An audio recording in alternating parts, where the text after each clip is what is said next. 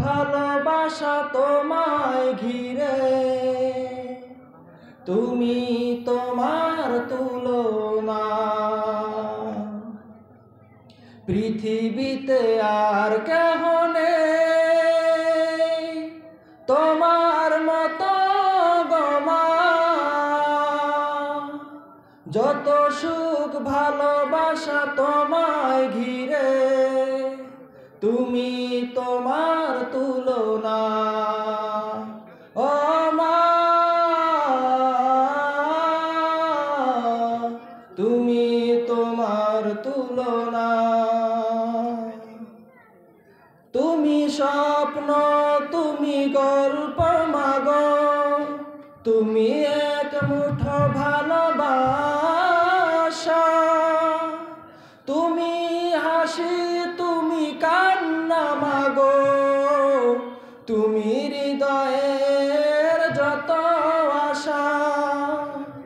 তুমি স্বপ্ন, তুমি গল্প মাগো, তুমি এক মুঠো ভালোবাসা। তুমি হাসি, তুমি কান্না মাগো, তুমি হৃদয়ের যত আশা।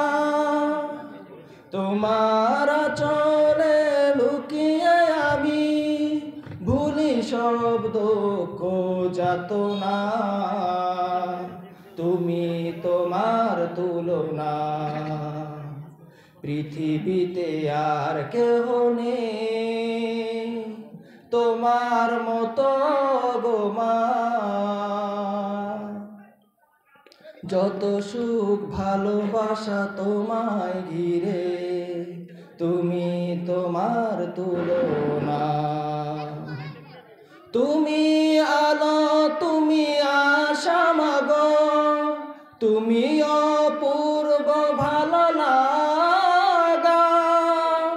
তুমি কবিতা, তুমি ছন্দ মাগো, তুমি জীবনের সব ভরসা।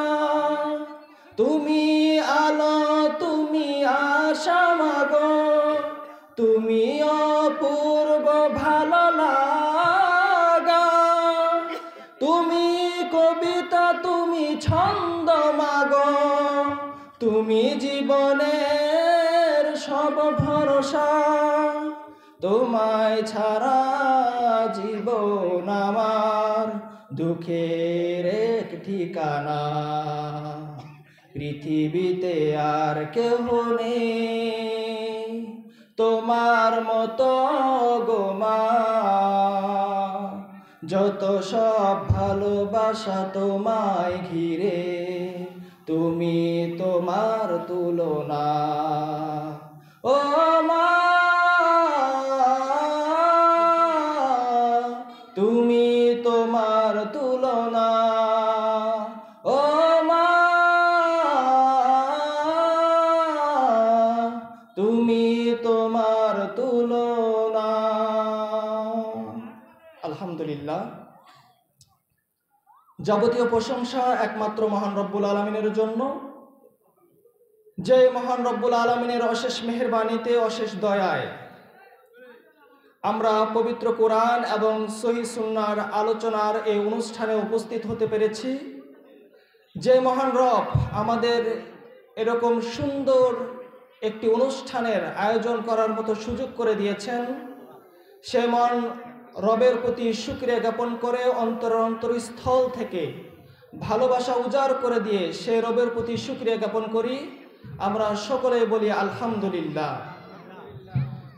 দুরূদ এবং সালাম বর্ষিত হোক আমাদের প্রিয় নবীর প্রতি, আমাদের প্রিয় রাসূলের প্রতি, যে নবীর অক্লান্ত পরিশ্রমের মাধ্যমে আমরা সুন্দর মধুমাখা একটি ধর্মকে পেয়েছি, যে নবীর আদর্শকে বাস্তবায়ন করার মাধ্যমে আমরা চিরস্থায়ী সুখের জান্নাতে যেতে পারব। যে নবী আমাদের অন্ধকারের পথ থেকে আলোর পথের দিশা দেখিয়েছেন, সেই নবীর প্রতি দরুদ এবং সালাম বর্ষিত হোক। আমরা সকলেই আমাদের হৃদয়ের গভীর থেকে উচ্চারিত করি তিনার নামের দরুদ। আমরা সকলে বলি আল্লাহুম্মা সাল্লি আলাইহি, আল্লাহুম্মা বারিক আলাইহি। আমার মাইকের আওয়াজ যতদূর যাচ্ছে, একজন আলোচক হিসাবে আমি আমার আলোচনা শুরু করার পূর্বেই একটি দায়িত্ব হিসাবে আপনাদেরকে আহ্বান জানাচ্ছি, আপনারা আপনাদের যাবতীয় ব্যস্ততাগুলোকে দ্রুত সম্পূর্ণ করে এই মাজলিসে উপস্থিত হন এবং আজকের আলোচনা শুনুন ও আলোচনা থেকে উপকার গ্রহণ করুন। সম্মানিত আজকের উপস্থিত বৃন্দ, আমি ভূমিকাতে বেশি কথা না বাড়িয়ে আমার যেটা আজকের আলোচনার নির্ধারিত বিষয় সেদিকে আমি চলে যাচ্ছি। আজকের ইসলামী মহাসম্মেলনের কর্তৃপক্ষ থেকে আমাকে যে বিষয়টি নির্ধারণ করে দেওয়া হয়েছে সেটি হচ্ছে পিতামাতার প্রতি সদ্ব্যবহার করা বা পিতামাতার সাথে ভালো আচরণ করা।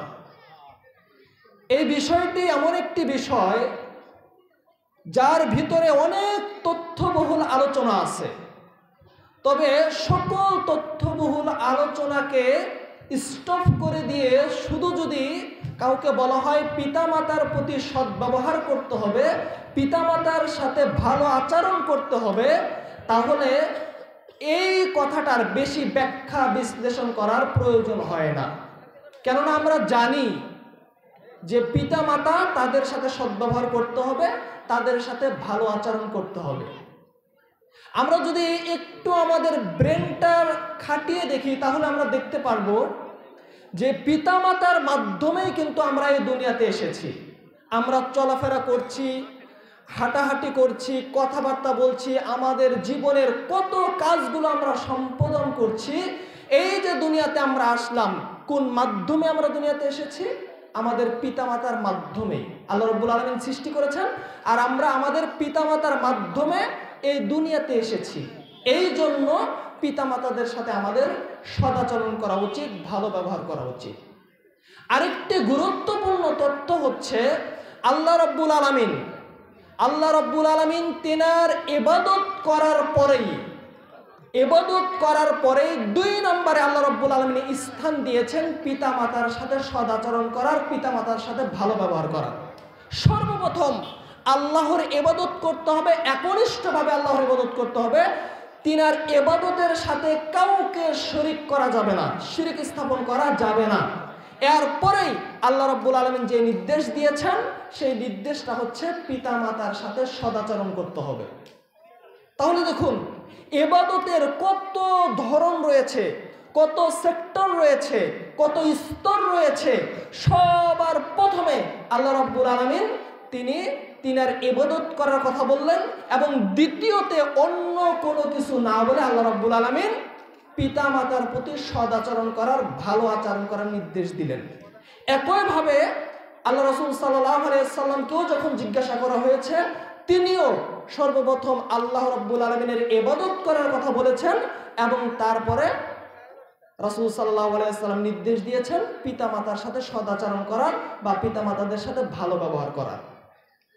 আমরা যদি পবিত্র কোরআনের সূরা বানী ইসরাঈলের 23 এবং 24 নম্বর আয়াতের দিকে লক্ষ্য করি, তাহলে আমরা সেখানে দেখতে পারবো আল্লাহ রাব্বুল আলামিন সূরা বানী ইসরাঈলের 23 নম্বর আয়াতে বলছেন, ওয়া ক্বাদা রাব্বুকা আল্লা তা'বুদু ইল্লা ইয়্যাহু ওয়া বিল ওয়ালিদাইনি ইহসানা। আল্লাহ রাব্বুল আলামিন বলছেন ওয়া ক্বাদা রাব্বুকা, তোমার রব আদেশ দিয়েছেন, ওয়া ক্বাদা রাব্বুকা, তোমার রব আদেশ দিয়েছেন আল্লাহ তা'বুদু ইল্লা ইয়্যাহু, শুধুমাত্র একমাত্র তার ইবাদত করবে, তার ইবাদতের সাথে কাউকে শরীক স্থাপন করবে না, অর্থাৎ শিরকবিহীন আল্লাহর ইবাদত করবে। তাহলে প্রথম নির্দেশ আল্লাহ রাব্বুল আলামিন আয়াতের মধ্যে কি দিলেন? আল্লাহ রাব্বুল আলামিনের ইবাদত করার কথা। এরপরে 2 নম্বরে আল্লাহ রাব্বুল আলামিন বলছেন ওয়া বিল ওয়ালিদাইনি ইহসানা, পিতামাতাদের সাথে সদাচরণ করবে, পিতামাতাদের সাথে ভালো আচরণ করবে। তাহলে দেখুন আল্লাহ রাব্বুল আলামিন তিনার ইবাদত করার পরেই আল্লাহ রাব্বুল আলামিন নির্দেশ দিয়েছেন যেন পিতামাতাদের সাথে সদাচরণ করতে হয়, ভালো আচরণ করা যায়। এখন এই সদাচরণ বা ভালো ব্যবহার পিতামাতার সাথে আমরা কিভাবে করব, এর কিছু ধরন আল্লাহ রাব্বুল আলামিন এই আয়াতের এই পরবর্তী অংশে আল্লাহ রাব্বুল আলামিন স্পষ্টভাবে বলে দিচ্ছেন। আল্লাহ রাব্বুল আলামিন বলেন, ইম্মা ইয়াবলুগান্না ইনদাকাল কিবরা আহাদুহুমা আও কিলাহুমা ফালা তাকুল লাহুমা উফফিন ওয়ালা তানহারহুমা ওয়া কুল লাহুমা কাওলান কারীমা।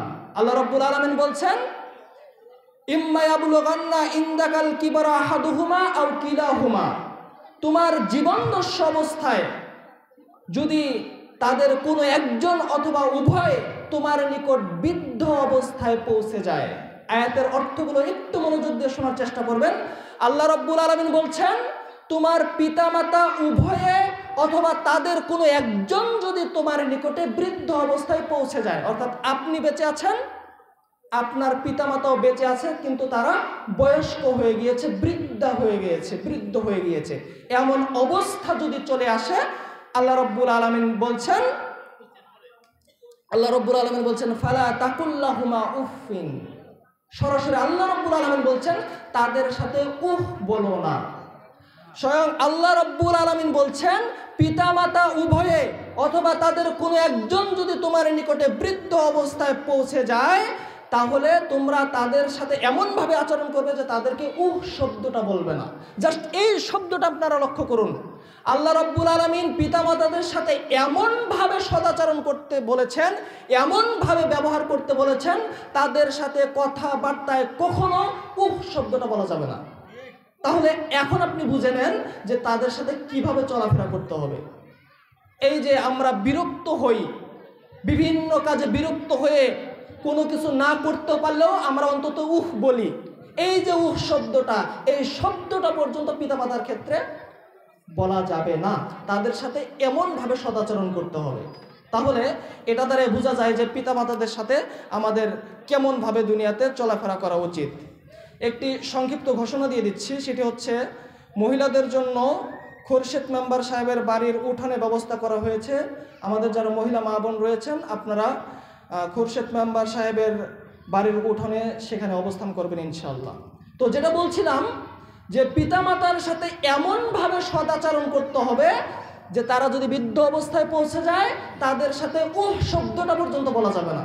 অথচ দেখুন, একটু লক্ষ্য করে দেখুন, আমরা আমাদের জীবনে আমাদের পিতামাতারা যখন বয়স্ক হয়ে যায়, যখন বৃদ্ধ হয়ে যায়, তারাই যেন আমাদের গলার কাটা হয়ে দাঁড়ায়। তাদের কাজকর্ম আমাদের ভালো লাগে না, বিরক্ত হয়ে যায়। এমনকি এমনও অসংখ্য ঘটনা আছে যে পিতামাতাদের প্রতি রাগারাগি করে তাদের গায়ে হাত পর্যন্ত তোলা হয়ে যায়। অথচ স্বয়ং আল্লাহ রাব্বুল আলামিন তিনি নির্দেশ দিচ্ছেন যে তাদের ক্ষেত্রে উহ শব্দটা পর্যন্ত বলো না। এরপরে আল্লাহ রাব্বুল আলামিন বলছেন, ওয়ালা তানহারহুমা, তাদেরকে ধমক দিও না, ওয়া কুল্লাহুমা কাওলান কারীমা, আর তাদের সাথে বলো সম্মানসূচক কথা। পিতামাতাদের সাথে কথা বললে সম্মান দিয়ে কথা বলতে হবে। আমরা একটু ভেবে দেখি তো, আপনি বা আমি, আমাদের সামনে যদি একজন সম্মানিত ব্যক্তি আসে, ধরে নেন এলাকার এমপি বা মন্ত্রী বা একজন সম্মানিত ব্যক্তি আপনার আমার সামনে এসেছে, তো আপনি বা আমি তাদের সাথে কিভাবে কথা বলবো? তাদের সাথে কি ঝাড়ি দিয়ে কথা বলবো? চোখ গরম করে কথা বলবো? রাগান্বিত হয়ে কথা বলবো? না, তাদের সাথে আমরা বিনয়ের সহিত সুন্দরভাবে সাজিয়ে গুছিয়ে কথা বলার চেষ্টা করব। যে ব্যক্তি সাজিয়ে গুছিয়ে কথা বলতে পারে না, সে ব্যক্তি অন্তত চুপ থাকবে, কিন্তু তারপরে ওই সম্মানিত ব্যক্তির সম্মান যেন নষ্ট না হয়, এই জন্য কিন্তু সে সম্মান হানিমূলক কোনো আচরণ করবে না।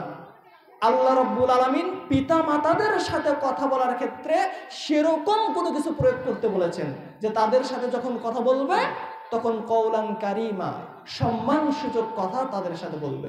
অথচ দেখা যায় যে আমরা আমাদের জীবনে যাদের সাথে রাগারাগি করি, যাদের সাথে খারাপ ব্যবহার করি, তার মধ্যে আমাদের পিতামাতারা রয়েছে। অন্য কারোর সাথে ঝাড়ি দিয়ে কথা না বলতে পারলেও, অন্য কারোর সাথে রাগারাগি করতে না পারলেও মায়ের কাছে যে ঠিকই আমরা রাগ দেখাই, বাবাকে আমরা ঠিকই ঝাড়ি দেই যখন তারা বৃদ্ধ হয়ে যায়। অথচ সরাসরি পবিত্র কোরআনের কথা অনুযায়ী যেটা বোঝা যাচ্ছে, এটা সম্পূর্ণ নিষেধ। আল্লাহ রাব্বুল আলামিন নিষেধ করেছেন। এর পরের দিকে আমরা লক্ষ্য করি, এর ঠিক পরের আয়াত সূরা বানী ইসরাইলের 24 নম্বর আয়াত, আল্লাহ রাব্বুল আলামিন বলছেন, ওয়াখফিজ লাহুমা জানাহাজ যুল্লি মিনার রাহমা ওয়া কুর রাব্বিরহামহুমা কামা রাব্বায়ানি সাগীরা। পূর্বের আয়াতে অর্থাৎ 23 নম্বর আয়াতে আল্লাহ রাব্বুল আলামিন পিতামাতাদেরকে ধমক দিতে নিষেধ করলেন, তাদের ক্ষেত্রে শব্দ বলতে নিষেধ করলেন এবং তাদের সাথে সম্মানমূলক কথা বলতে বললেন। আর এর পরের আয়াতে আল্লাহ রাব্বুল আলামিন বলছেন, ওয়াখফিজ লাহুমা জানাহা যুল্লি মিনার রাহমা, তুমি তাদের প্রতি দয়া পরবশ হয়ে তুমি তোমার বিনয়ের বাহুকে বিছিয়ে দাও। পিতামাতা উভয়ে অথবা তাদের কোনো একজন যদি বৃদ্ধ অবস্থায় আমাদের নিকটে পৌঁছে যায়, আমি বেঁচে আছি, আমার পিতামাতাও বেঁচে আছে বৃদ্ধ অবস্থায়, এরকম যদি সিচুয়েশন চলে আসে, আল্লাহ রাব্বুল আলামিন বলছেন ওয়াখফিজ লাহুমা জানাহা যুল্লি মিনার রাহমা, তুমি তাদের প্রতি দয়া পরবশ হয়ে তুমি তোমার বিনয়ের বাহুকে বিছিয়ে দাও। এখন এই বিনয়ের বাহুটা কিভাবে বিছিয়ে দিবেন, এটার ছোট্ট একটা উদাহরণ আমি আপনাদেরকে দেই। যেহেতু এটা গ্রাম অঞ্চল, আপনারা এই জিনিসটার সাথে সবাই হয়তোবা অভ্যস্ত, সবাই হয়তোবা দেখেছেন। ছোট মুরগি যখন ডিম থেকে বাচ্চা ফোটায়, অথবা হাঁস যখন ডিম থেকে বাচ্চা ফোটায়, এরপরে মা মুরগিটা কি করে, ছোট ছোট বাচ্চাদেরকে নিয়ে সে খাবার খাওয়ায়। হঠাৎ যখন আকাশে কাক অথবা চিল চলে আসে ওই মা মুরগিটার সামনে, তখনও কি মা মুরগিটা ঠিক আগে যেরকম ছিল সেরকমই ছিল না অবস্থান পরিবর্তন হয়ে যায়? অবশ্যই অবস্থান পরিবর্তন হয়ে যায়। মা মুরগিটা ছোট মুরগি বাচ্চাদেরকে খাবার খাওয়াচ্ছে, কুড়িয়ে কুড়িয়ে খাবার খাওয়াচ্ছে। হঠাৎ যখন সে কোনো বিপজ্জনক জন্তু দেখতে পারলো, হঠাৎ যখন সে আকাশে কাক অথবা চিল দেখতে পারলো, তখন সে কি করে, তার ওই ছোট্ট ছোট্ট বাচ্চাগুলোকে তার বাহুর নিচে নিয়ে চলে আসে। দেখছেন না ব্যাপারটা? এমন ভাবে বাহুর নিচে নিয়ে চলে আসে, বোঝার আর ক্ষমতা থাকে না যে তার পাখার নিচে ছোট্ট বাচ্চাগুলো আছে। ঠিক অনুরূপ পিতামাতা যখন বৃদ্ধ হয়ে যাবে, পিতামাতা যখন বয়স্ক হয়ে যাবে, আল্লাহ রাব্বুল আলামিন নির্দেশ হচ্ছে তাদের প্রতি দয়া পরবশ হয়ে তুমি তোমার বিনয়ের বাহুকে বিছিয়ে দিবে। এবং আল্লাহ রাব্বুল আলামিন দোয়া শিখিয়ে দিচ্ছেন। আল্লাহ রাব্বুল আলামিন বলছেন ওয়াকুল, এবং তুমি বলো রব্বির হামহুমা কামা রব্বায়ানি সগীরা, হে আমার রব, তাদেরকে আপনি সেইভাবে লালন পালন করুন যেইভাবে তারা আমাকে শৈশবে লালন পালন করেছে। প্রিয় মুসলিম ভাইয়েরা, একটু নিজের বিবেককে প্রশ্ন করুন, একটু নিজেকে প্রশ্ন করে দেখুন, আপনার বাবা আপনার মা আপনার জন্য কত কষ্ট সহ্য করেছে, কত কষ্ট কত ত্যাগ আপনার জন্য তারা স্বীকার হয়েছে। অথচ আপনি আমি পিতামাতাদের সাথে কিরকম আচরণ করছি, তাদের সাথে কিরকম ব্যবহারটা আমাদের করা উচিত, অথচ তাদের সাথে আমরা কেমন আচরণ করছি। যেই বাবার কাছে একটা জিনিস চাইলে বাবা আমাকে সাথে সাথে দিয়ে দিতেন, আজ যারা আপনারা বাবা রয়েছেন তারা বুঝতে পারবেন, সন্তান একটা জিনিস চাইলে না দেওয়া পর্যন্ত মনটা শান্ত হয় না। আরে আমার কলিজার টুকরা, আমার বাছাধন একটা জিনিস চেয়েছে, আমি দিতে পারছি না। কলিজার টুকরা কে কত আমরা আদর করি। প্রিয় মায়েরা, তারা সন্তানদেরকে কত আদর করে। একজন মা কষ্টের পর কষ্ট সহ্য করে সন্তানকে লালন পালন করে। বাচ্চা তখন গর্ভের ভিতরে চলে আসে, মায়ের চলাফেরার স্টাইল তখন পরিবর্তন হয়ে যায়। একজন মায়ের গর্ভে যখন সন্তান চলে আসে, তখন ওই মা চাইলে আগের মতো যেভাবে হাঁটা চলা করতো সেভাবে চলতে পারে না। সে চাইলে আগে যেভাবে সে ঘুমিয়ে থাকতো সেভাবে ঘুমাতে পারে না। সে চাইলে আগে সে যেভাবে নিজের ইচ্ছা মতো খাবার খেত, তখন আর সে খাবার খেতে পারে না। তো আপনার আমার জন্ম হওয়ার পূর্ব থেকেই আমার মায়ের কষ্ট কিন্তু শুরু হয়ে যায়। আপনি যখন জন্মগ্রহণ করছি তখন মায়ের কতটা কষ্ট অনুভব হয়। যখন আমি ছোট রয়েছি, বিছানায় নষ্ট করে দিচ্ছি, পেশাব পায়খানা করছি, মা বিরক্ত না হয়ে সেগুলো ধুয়ে দিয়েছেন। আমি যখন অসুস্থ হয়ে গিয়েছি, মা বাবার চোখের ঘুম হারাম হয়ে গিয়েছে। তো সেই বাবা মাকে আমরা কিভাবে কষ্ট দিতে পারি? সুতরাং উক্ত আয়াত থেকে যেটা বোঝা যাচ্ছে যে পিতামাতাদের সাথে সদাচরণ করতে হবে। এই দুইটা আয়াতের সারমর্ম আবারও আমি সংক্ষিপ্ত বলছি। আল্লাহ রাব্বুল আলামিন সর্বপ্রথম নির্দেশ দিলেন পিতামাতাদের সাথে সদাচরণ করতে, পিতামাতাদের সাথে ভালো ব্যবহার করতে।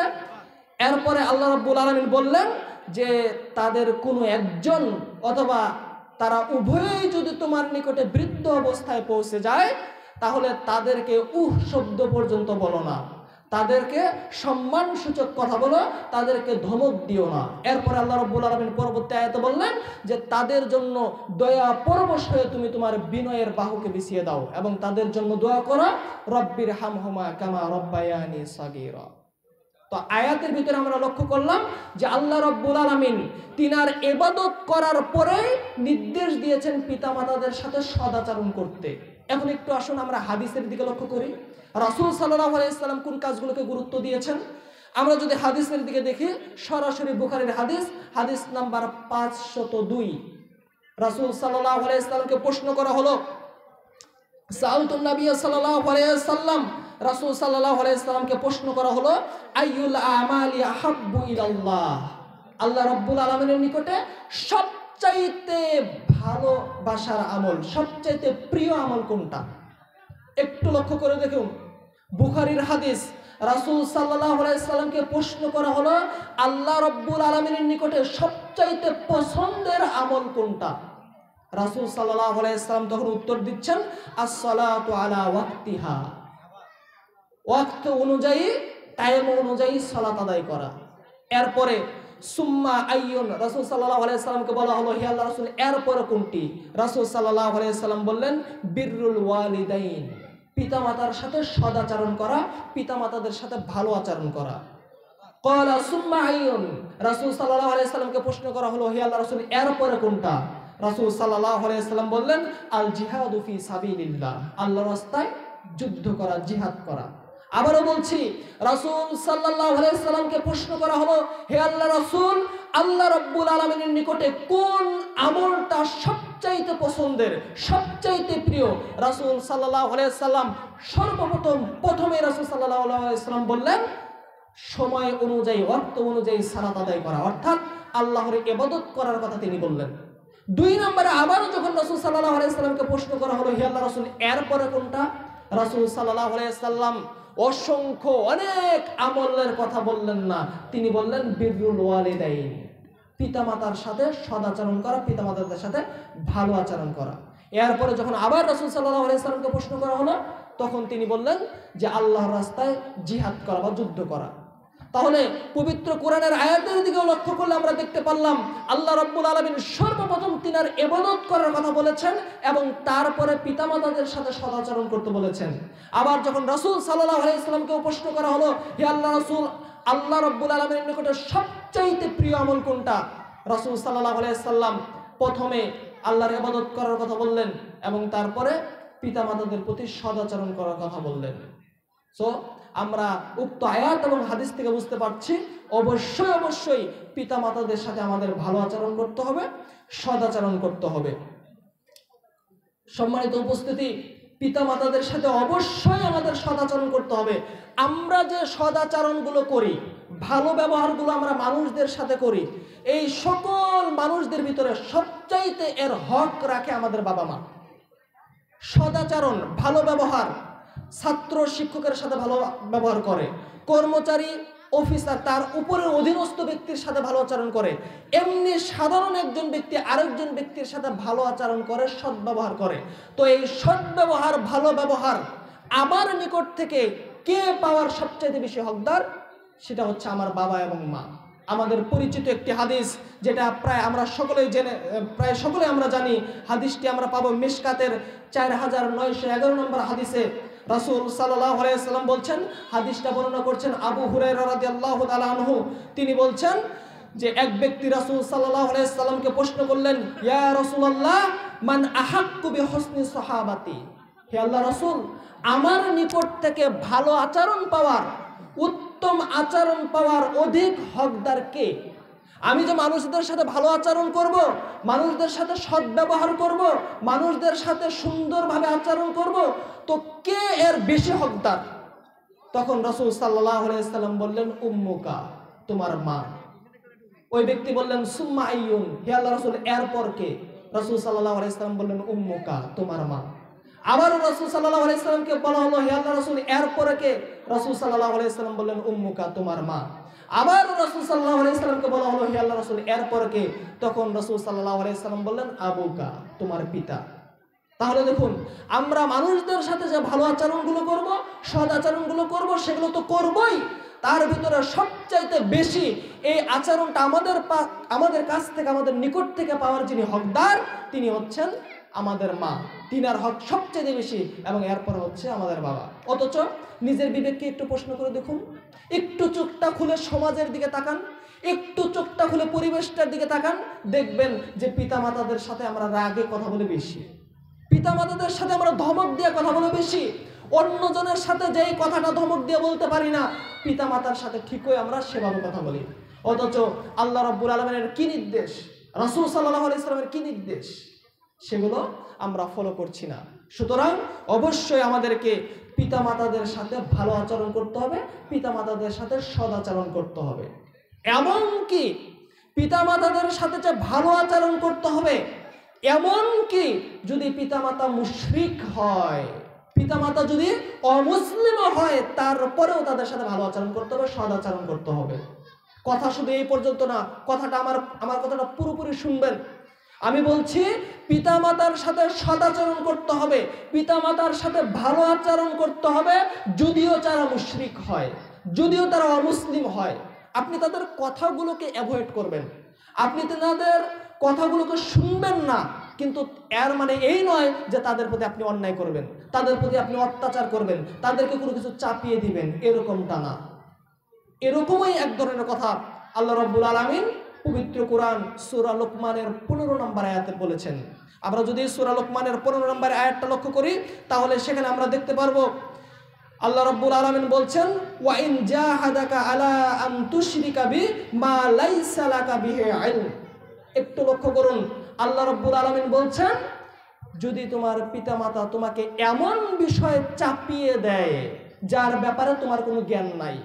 এখানে মুশরিকদের কথা বলা হচ্ছে। পিতামাতা যদি মুশরিক হয়, পিতামাতা যদি কাফের হয়, সে যদি আপনাকে শিরক স্থাপন করতে বলে, ইসলাম ত্যাগ করতে বলে, আপনাকে যদি অন্যায় কাজের দিকে ধাপিত করে আপনার পিতামাতা, এরকমই কথা আল্লাহ রাব্বুল আলামিন বলছেন যে পিতামাতা যদি তোমার উপরে এমন কাজ চাপিয়ে দেয় যেই ব্যাপারে তোমার জ্ঞান নাই, যে ব্যাপারে তোমার ইলম নাই, আল্লাহ রাব্বুল আলামিন বলছেন, আল্লাহ তাআলা বলছেন যে ফালা তুতিহুমা, তখন তুমি তাদের আনুগত্য করবে না। আপনি মুমিন, আপনার পিতামাতা মুশরিক, আপনার পিতামাতা আপনাকে নির্দেশ দিচ্ছেন যে তুমি এই শিরকের কাজটা করো, তো আপনার ভালো মন্দ সেই দিকে আর জ্ঞান নাই, তখন আপনাকে কি করতে হবে? তখন পিতামাতার এই কথাটাকে অ্যাভয়েড করতে হবে। তারা যে বলেছে এই কথাটা শোনা আপনার যাবে না। এরপর আল্লাহ রাব্বুল আলামিন বলছেন যে ওয়া সাহিবুহুমা ফিদ দুনিয়া মারুফা, তাদের সাথে তোমরা চলো দুনিয়াতে সৎভাবে। তো তারা যদি মুশরিক হয়, তারা যদি শিরকি কর্মকাণ্ডগুলো করতে বলে, তাহলে তাদের এই কথাগুলো শোনা যাবে না, কিন্তু তাদের সাথে ভালোভাবেই ব্যবহার করতে হবে এই দুনিয়াতে। তাহলে এই আয়াত থেকেও আমরা বুঝতে পারি যে পিতামাতাদের সাথে আমাদের আচরণ কেমন হওয়া উচিত, পিতামাতাদের সাথে আমাদের ব্যবহার কেমন হওয়া উচিত। এই ব্যাপারে আমরা আরো একটু সামনের দিকে আলোচনা করব। রাসূল সাল্লাল্লাহু আলাইহি ওয়াসাল্লাম বলছেন, রগিমা আনফুন, রগিমা আনফুন, রগিমা আনফুন। রাসূল সাল্লাল্লাহু আলাইহি ওয়াসাল্লাম বললেন, তার নাক ধুলায় দূষিত হোক, তার নাক ধুলায় দূষিত হোক, তার নাক ধুলায় দূষিত হোক। রগিমা আনফুন। তো এই রগিমা আনফুন মানে কি?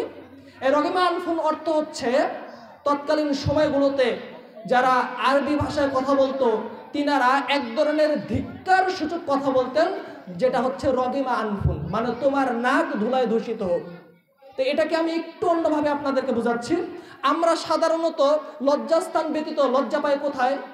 লজ্জামূলক কাজ আসলে আমরা কি করি? মুখ ঢাকি, আবার কি করি? নাক ঢাকি। তো এই নাক ধুলায় মাটিতে গড়িয়ে যাচ্ছে, তাহলে তার তিরস্কারমূলক কোনো কিছু হচ্ছে। তো এই সময়, ওই তৎকালীন সময়ে কেউ যখন কাউকে তিরস্কার করত, এটা তিনারা সুন্দরভাবে বলতেন, রগিমান, রগিমা, তোমার নাক ধুলায় দূষিত হোক। তো রাসূল সাল্লাল্লাহু আলাইহি ওয়াসাল্লাম বলছেন, তার নাক ধুলায় দূষিত হোক, তার নাক ধুলায় দূষিত হোক, তার নাক ধুলায় দূষিত হোক। রাসূল সাল্লাল্লাহু আলাইহি ওয়াসাল্লামকে বলা হলো, হে আল্লাহর রাসূল, কোন ব্যক্তি সে, কার নাক ধুলায় দূষিত হবে? তখন রাসূল সাল্লাল্লাহু আলাইহি ওয়াসাল্লাম উত্তর দিলেন, রাসূল সাল্লাল্লাহু আলাইহি ওয়াসাল্লাম উত্তর দিলেন, মান আদরাকা ওয়ালিদাইহি ইনদাল কিবরা আহাদুহুমা আও কিলাহুমা সুম্মা লাম ইয়াদখুলাল জান্নাহ। যে ব্যক্তি তার পিতামাতার উভয়কে অথবা পিতামাতার কোনো একজনকে বৃদ্ধ অবস্থায় পেল কিন্তু তাদের সেবা যত্ন করে জান্নাতে যেতে পারল না, তার নাক ধুলায় দূষিত হোক। আপনি বেঁচে আছেন, আপনার বেঁচে থাকা অবস্থাতে আপনার পিতামাতা দুজনেই অথবা তাদের কোনো একজন বেঁচে আছে আর আপনি তার সেবা যত্ন করতে পারলেন না, তার মানে আপনি জান্নাতেও যেতে পারলেন না। আর এই মানে রাসূল সাল্লাল্লাহু আলাইহি সাল্লাম আপনাকে ধিক্কার সূচক কথা বলেছেন যে তার নাক ধুলায় দূষিত হোক, তার নাক ধুলায় দূষিত হোক। সম্মানিত উপস্থিতি, আমরা স্পষ্টভাবে বুঝছি, জানতে পারছি যে পিতামাতাদের সাথে আমাদের কিরকম আচরণ হওয়া উচিত। পিতামাতাদের সাথে অবশ্যই আমাদের সৎ আচরণ করতে হবে, ভালো আচরণ করতে হবে। এই পর্যায়ে আমি বেশ কয়েকটা পয়েন্টে আপনাদের সামনে আলোচনা করব, যে পয়েন্টগুলো আমি আমার টুটাফাটা জ্ঞানে সাজানোর চেষ্টা করেছি। সেগুলো হচ্ছে পিতামাতাদের সাথে আমরা যে আদবগুলো রক্ষা করব, পিতামাতাদের সাথে যে আমরা সৎ ব্যবহার করব, এই সৎ ব্যবহারগুলো আমরা কিভাবে প্রকাশ করব। আমরা তো জানি যে পিতামাতাদের গালি দেওয়া যাবে না, পিতামাতাদের কথা শুনতে হবে। তো এরও বাইরে বা এর সাথে সংশ্লিষ্ট আরো কয়েকটি পয়েন্ট আকারে আমি আপনাদের সামনে আলোচনা করব। আলোচনার বিষয় হচ্ছে পিতামাতাদের সাথে যে আমরা সদাচরণ করব, এর মাধ্যমগুলো কি, এর আদবগুলো কি বা এর আদব কায়দাগুলো কি। এর ভিতরে এক নম্বর যেটা আদব পিতামাতাদের সাথে সদ্ব্যবহার করা, তা এক নম্বর আদব আমি আপনাদেরকে উল্লেখ করছি, সেটা হচ্ছে তাদের শুকরিয়া আদায় করা। পিতামাতার শুকরিয়া আদায় করতে হবে, এটা আল্লাহ রাব্বুল আলামিনেরই নির্দেশ। কেননা দেখুন, পিতামাতার মাধ্যমে আমরা দুনিয়াতে এসেছি, তাদের মাধ্যমে আমরা দুনিয়াতে এসেছি। একটু লক্ষ্য করে দেখুন, আপনি কোনো একটা কাজে বিপদে পড়ে গেছেন, কোনো একটা কাজে আপনি বিপদে পড়ে গেছেন, ওই বিপদ থেকে আপনাকে কোনো ব্যক্তি যদি সহযোগিতা করে, সাধারণতই আপনি কখনো চাইবেন না যে আপনার দ্বারা ওই ব্যক্তির আবার ক্ষতি হোক।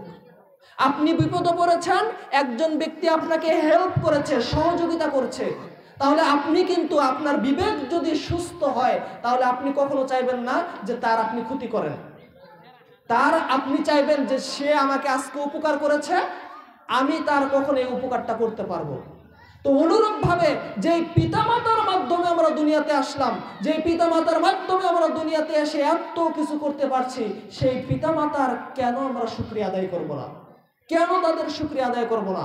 আল্লাহ রাব্বুল আলামিন পবিত্র কোরআনে এই ব্যাপারে নির্দেশ দিয়েছেন। সূরা লোকমান 14 নম্বর আয়াত আল্লাহ রাব্বুল আলামিন বলছেন, ওয়া ওয়াসাইনাল ইনসানা বিওয়ালিদাইহি হামালাতহু উম্মুহু ওয়াহনান আলা ওয়াহনিন ওয়া ফিসালুহু ফি আমাইন। আল্লাহ রাব্বুল আলামিন বলছেন যে আমি মানুষদেরকে নির্দেশ দিয়েছি তারা যেন তাদের পিতামাতাদের সাথে সদাচরণ করে, কেননা তার মা কষ্টের পর কষ্ট সহ্য করে তাকে গর্ভধারণ করে এবং 2 বছরে তার দুধ ছাড়ানো হয়। প্রিয় মুসলিম ভাই, একবার লক্ষ্য করে দেখুন তো সেই মায়েটার কথা, একবার লক্ষ্য করে দেখুন আপনার মায়ের কথা। যেই মা একজন যুবতী ছিলেন, যেই মাও একজন মানুষ, যেই মায়ের ইচ্ছা করত অনেক কিছু করতে। আপনি আমি যখন আমার মায়ের গর্ভে চলে আসলাম, আমার মা চাইলে আর ঠিক মতো ঘুমাতে পারতেন না, আমার যন্ত্রণায়, আমার বেদনায়। আমি যখন আমার মায়ের গর্ভে চলে আসলাম, আমার মা কত কিছু খেত, কত কিছু খাইতে চাইতো, আমি তার গর্ভে আসার কারণে তার খাওয়া সীমিত হয়ে গেল, সে চাইলেই সব কিছু খেতে পারতো না। আমার মায়ের কত ইচ্ছা ছিল, তিনি হাঁটা চলা করতেন, আমি গর্ভে আসার কারণে আমার মায়ের হাঁটা চলার ধরন পরিবর্তন হয়ে গেল। আমি যখন গর্ভপাত হলাম, বিভিন্ন সায়েন্টিস্টদের যেটা তথ্য পাওয়া যায় যে একজন বাচ্চা যখন ভূমিষ্ঠ হয় তখন একজন মায়ের ওই পরিমাণ কষ্ট করা লাগে, ওই পরিমাণ আঘাত তার লাগে একজন সুস্থ মানুষের একসাথে যদি 50 থেকে 52টা হাড় একসাথে ভেঙে যায় তাহলে যতটুকু কষ্ট, তাহলে অতটুকু কষ্ট হয় একজন মা যখন সন্তানকে প্রসব করে। লক্ষ্য করে দেখেছেন, আপনার শরীরের অংশে কোনো এক জায়গায় কেটে গেলে, কোনো এক জায়গায় একটু বেলেটের আঁচড় লাগলে, কোনো জায়গায় বিষাক্ত পোকা কামড় দিলে কতটা আঘাত লাগে, আপনার শরীরের একটা হাড়, একটা হাড্ডি একটু বেঁকে গেলে কতটা কষ্ট লাগে, এর চাইতেও 52টা বা 50টা হাড় যদি একসাথে ভেঙে যায় কতটা কষ্ট হতে পারে। ঠিক তার চাইতেও বেশি কষ্ট করে একজন মা যখন সে সন্তান প্রসব করে। তাহলে আপনার আমার মা কতটা কষ্ট করেছে আপনাকে আমাকে জন্ম দেওয়ার পরে। আপনি আমি যখন জন্মগ্রহণ করলাম, যখন বিছানায় শুয়ে থাকছি, আমার মা কত কষ্ট করে আমাকে লালন পালন করেছে। আমি যখন বিছানা খারাপ করে দিয়েছি, মা সেগুলো ধুয়ে দিয়েছে। তিনি বুঝেন নাই কোনো শীত, তিনি বুঝেন নাই রাত 12টা, তিনি বুঝেন নাই রাত 3টা, তিনি বুঝেন নাই দিন আর রাত। তিনি কষ্টের পর কষ্ট সেগুলো সহ্য করেছেন। তাহলে সেই মায়ের প্রতি আমরা কিভাবে রাগান্বিত হতে পারি? যেই বাবা আমার চাহিদাগুলোকে পূরণ করেছেন, সেই বাবার প্রতি আমি কিভাবে রাগান্বিত হতে পারি? যাই হোক, বলছিলাম আল্লাহ রাব্বুল আলামিন নির্দেশ দিচ্ছেন। আল্লাহ রাব্বুল আলামিন বলছেন, ওয়া ওয়াসাইনাল ইনসানা বিওয়ালিদাইহি হামালাতুহু উম্মুহু ওয়াহনান আলা ওয়াহনিন ওয়া ফিসালুহু ফি আমাইন। আমি মানুষদেরকে নির্দেশ দিচ্ছি তারা যেন পিতামাতাদের সাথে সদাচরণ করে, ভালো ব্যবহার করে। কেননা তার মা কষ্টের পর কষ্ট সহ্য করে তাকে গর্ভে ধারণ করে এবং তার দুধ ছাড়ানো হয় 2 বছর বয়সে। এরপর আল্লাহ রাব্বুল আলামিন বলছেন, আনিশকুরুলি ওয়ালি ওয়ালিদাইক ওয়া ইলাইয়াল মাসির। তোমরা আমার শুকরিয়া আদায় করো এবং তোমার পিতামাতার শুকরিয়া আদায় করো, আর আমার নিকটেই তোমাদের প্রত্যাবর্তন স্থল। তো পিতামাতার প্রতি শুকরিয়া আদায় করতে হবে, এটা আল্লাহ রাব্বুল আলামিনেরই নির্দেশ। এখন একটা বিষয় আপনাদেরকে শোনাবো। বিষয় বলতে একটা হাদিস, যেটা আপনারা প্রায় অনেকেই চাইলে হয়তোবা শুনেছেন এরকম একটা বিষয়, কিন্তু এটা একটা হাদিসেরই অংশ। আদাবুল মুফরাদ 11 নম্বর হাদিস। আবু দারদা রাদিয়াল্লাহু তাআলা আনহু তিনি বলছেন যে আমি ইবনে ওমর রাদিয়াল্লাহু তাআলা আনহুর সাথে ছিলাম। একটু মনোযোগ দিয়ে শোনার চেষ্টা করবেন, একটু বোঝার চেষ্টা করবেন। আবু দারদা রাদিয়াল্লাহু তাআলা আনহু তিনি হাদিসটা বর্ণনা করছেন। তিনি বলছেন যে আমি ইবনে ওমর, ওমর রাদিয়াল্লাহু তাআলা আনহুর সন্তান ছেলে ইবনে ওমরের সাথে ছিলাম। এরপরে তিনি বলছেন, ওয়া রাজুলুন ইয়ামানি ইয়াতুফু ফিল বাইতি হামালা উম্মুহু ওয়ারা দহরি। এমত অবস্থায় আমরা একজন ইয়ামেন দেশের ব্যক্তিকে, এক পুরুষকে দেখতে পারলাম, সে তার মাকে পিঠে করে নিয়ে আছে। পিঠে নিয়ে সে বাইতুল্লাহ তওয়াফ করছে। ওয়ায়াকুল, এবং সে বলছে, আবার বলছি, আবু দারদা বলেন যে আমি ইবনে ওমরের সাথে ছিলাম, এমত অবস্থায় আমি দেখতে পারলাম ইয়ামেনের এক পুরুষ, ইয়ামেনের এক ব্যক্তি তার মাকে পিঠের উপরে চড়িয়ে কাবা ঘর তওয়াফ করছে আর বলছে, কি বলছে? ওই ব্যক্তি তখন বলছে যে ইন্নী লাহা বাইরুহা মুজাল্লাল ইন্নী উযইরাত রিকাবুহা লাম উযআর। ওই ব্যক্তি বলছে যে আমি হচ্ছি আমার মায়ের জন্য আনুগত্যশীল উটের মতো, এবং আমার মা তার পাদানিতে যে আঘাত দেয় তা আমি নিরুদ্বেগে সহ্য করি। আবারও বলছি, ওই ব্যক্তি তার মাকে পিঠে করে নিয়ে কাবা ঘর তওয়াফ করছেন আর বলছেন যে আমি হচ্ছে আমার মায়ের আনুগত্যশীল উটের মতো। আনুগত্যশীল উট কিরকম? ওই যে উটের মালিক উটকে যেদিকে টেনে টেনে নিয়ে যায় উট সেদিকেই যায়। ঘোড়ার মালিক ঘোড়ার পিঠে চড়ে যেভাবে সাওয়ার করে যেদিকে যেতে বলে ঘোড়া সেদিকেই যায়। তো ওই ব্যক্তি বলছে আমি হচ্ছে আমার মায়ের জন্য আনুগত্যশীল উট স্বরূপ, আমার মা যেদিকে যেতে বলছে আমি সেদিকেই যাচ্ছি। আমার মা তার পাদানিতে যে আঘাত দিচ্ছে আমি তার নিরুদ্বেগে সহ্য করছি। অর্থাৎ মাকে পিঠে নিয়ে আছে, মায়ের পা আমার এই পেটের এই দিকে তিনি যে আঘাত দিচ্ছেন এটাকে আমি কোনো কিছুই মনে করছি না। এরপরে ওই ব্যক্তি বলছেন সুম্মা ক্বালা, এরপরে ওই ব্যক্তি বলছেন যে ইয়া ইবনে ওমর, হে ইবনে ওমর, আতারাইনি জাযাইতুহা, আমি কি আমার মায়ের হক আদায় করতে পেরেছি? তখন ইবনে ওমর রাদিয়াল্লাহু তাআলা আনহু তিনি বলছেন লা ওয়ালা বিজাফরাতিন ওয়াহিদা, না তুমি হক তো আদায় করতে পারো নাই, তোমার মায়ের একটা দীর্ঘ শ্বাসের হক তুমি আদায় করতে পারো নাই।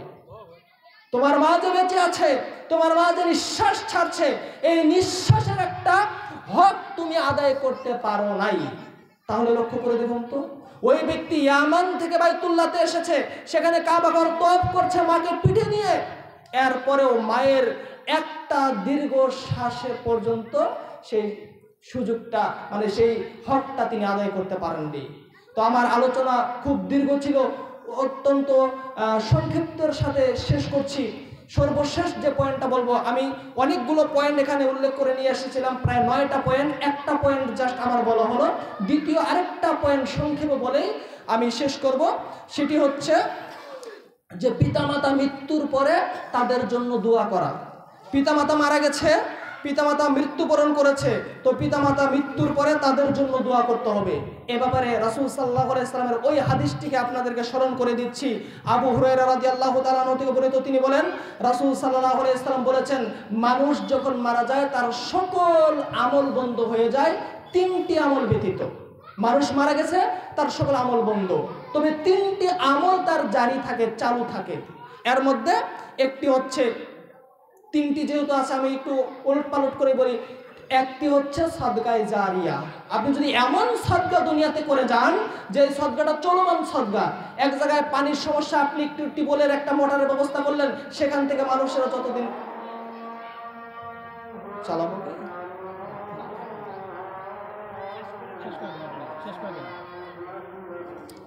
যাই হোক আলোচনা দীর্ঘ ছিল, শেষ করে দিচ্ছি।